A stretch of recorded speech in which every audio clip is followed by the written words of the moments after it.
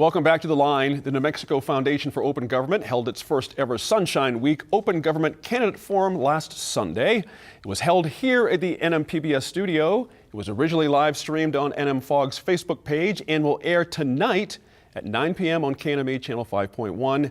Diane, I'll start with you. Is our state government transparent enough for you right now, even given all the things that we've been going through in the legislature past 3 or 4 or 5 or 6 or 10 years to try to move this thing forward? Where do you see the situation now? I think there's still room for growth. There is a couple things that concern me. One of the things I heard mentioned was that every candidate for every job, well, first of all, you don't have time to do all of that and post it all. But people apply for these top-level jobs who currently have positions. Right. And you don't want to damage their opportunity with their current job just to list their name on a list. Now, if you want to do it like we do for the regents or something, or presidents of universities, your final 3 or 4, then that's something that this is a considered risk. But I have seen a great deal of improvement.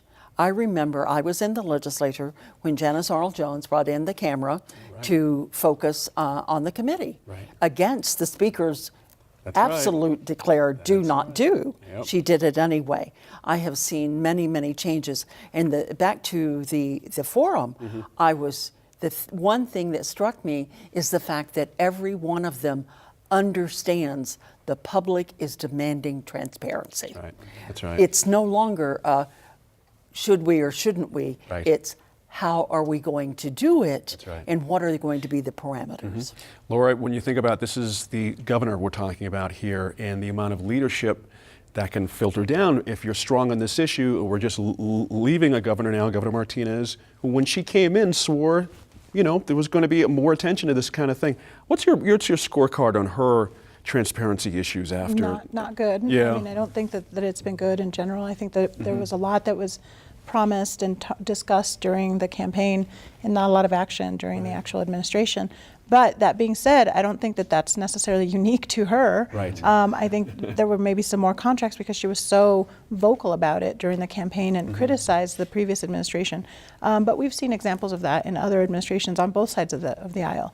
So, the difficult part for these candidates, of course, when you're in a candidate position, you're more likely to pick and choose whatever issues based on what you think will be more politically expedient. What becomes difficult is when you're actually in that position with all the information that you have, where's that line then drawn, and how do you uphold your campaign promises in your actual administration? I think we've seen some varying degrees of that. I'm hopeful that these candidates will actually go through with that. Well, they will, hold up their campaign promises. But I also think that things change when they get into that position because they have full information then about where that line is, and they have more information about what's sensitive and what isn't. And the public perception is that you're going to open everything up.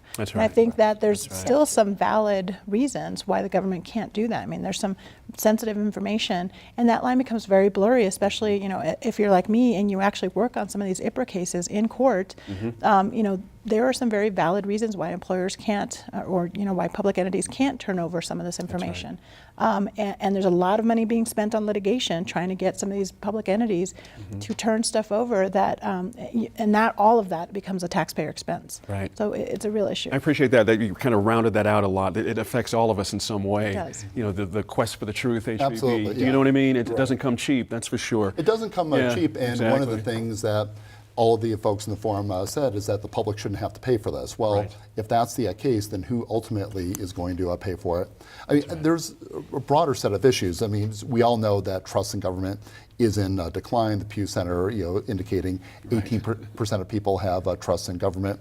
But I think there are things that are really particular to this state. So the lack of an ethics commission, for example, I think would go a long way toward assuring people that the government is operating in a way that benefits their interests. And yes, there's a lot that has to be worked out, assuming that even passes.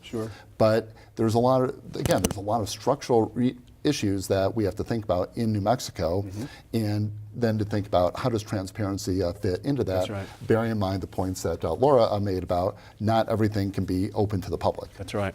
Sophie, you pick up on that as well, because when you think about it, I go back to the leadership issue. If you have a strong governor who's strong on this issue, you can move the ball down the road a little bit. Do you know what I mean? It In the seems- legislature. I think that the phrase a little bit is worth noting, because I think that while we see amongst the candidates for governor what seems to be a fairly broad consensus that transparency is necessary, my suspicion is that they are operating with different definitions of transparency, Right. but that they would be facing the same constraints. Sure. And so any one of them who gets in there is going to have to deal with Right. the production of documents and I think sort of for lack of a better way to put it, the reorganization of documents and document generation, document preservation, retention, thank you, all of that has costs and they weren't for so long set up with that in mind, right? right. With those ideas.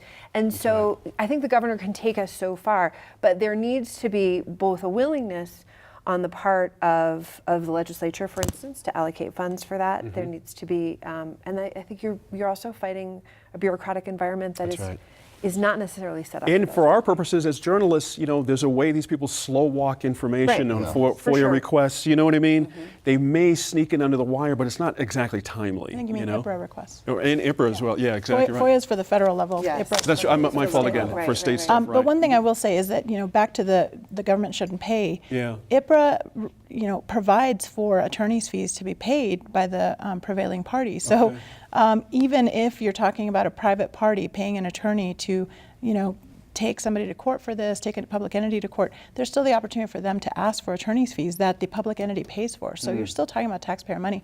The other issue that I always find funny about this is the legislature could do a lot, not just in terms of funding to address some of these issues, but also in terms of actually keeping minutes for meetings. Because I was shocked, this is the third legislature that I had worked in when I moved here to Albuquerque and to Santa Fe to work, and I was shocked that there were not meeting minutes. There's no legislative record kept. And so in other states, you actually have a legislative record. Every other municipality, school board, whatever, they keep minutes of their meetings. And yet the legislature keeps no meeting minutes. You can't, as you can in other states, go back to look at the legislative record when you're doing research. bizarre? What There's we've none. done so far, we now keep record of the votes, committee votes. That's a big Which is- deal, That's a yes. big, that was a big step. I think having not just and I do credit Janice Jones for this, is, we not only have the webcam, but now you can actually have archives of those. That's right. And those are That was the hugely big important. stumbling. Right, Yeah. exactly right. Talk about slow walking. Our legislature is just not, ready to go They're there slow fully. walking, but the one thing I want to mention is the Sunshine Portal that Senator Sandra Rue has worked so diligently on, and the governor does have the role of signing legislation, and that is a way that a governor can participate in including and expanding transparency. So I think, or in their budget, asking for funding for additional, so the public doesn't have to pay. I think part of what's happened, and this is not just on the state level, but it happens on local levels too, is that there's a certain amount of picking and choosing. So you want transparency. Well, we're going to decide to put all of this information. We've got salaries on our Sunshine. Look, we're being so transparent, and it's such an improvement over where we were. I think where we see the greater difficulty is when members of the press or members of the public say, "That's nice that you put that there, but I need this other stuff." And that you didn't just deliver to us. And particularly when we think about decision making, what are the decisions that people are making and why? So look at something like capital outlay, which is really a black box. And when I moved here, people described that process, and I said, "You've got to be kidding! That's the way it's done." But that's an example of where legislators have power, and if you're willing to be transparent about that, then that's putting something on the table that's of value to the legislator, but it really does show an attitude of transparency. I appreciate You know that, that's a for real. sacred cow, though. That's right. Oh, yeah. I know it is, but it's okay to put it out here on public TV. That's right. It's going to be good watching. 9 o'clock tonight, Channel 5.1. Don't miss it. And that's all the time we have for this week. Thank you, guys. Good stuff. Thank you.